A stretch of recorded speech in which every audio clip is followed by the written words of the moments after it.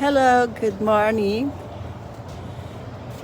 Morning. Ito po yung downtown ng Kodiak, Alaska. Yan. Yan, tahimik dito.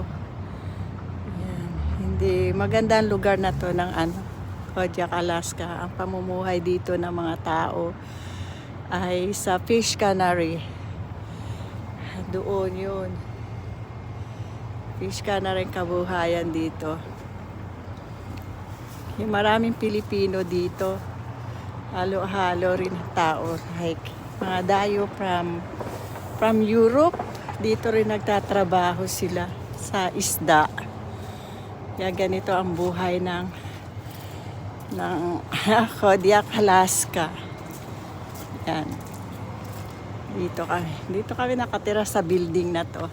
See you guys. See you next video.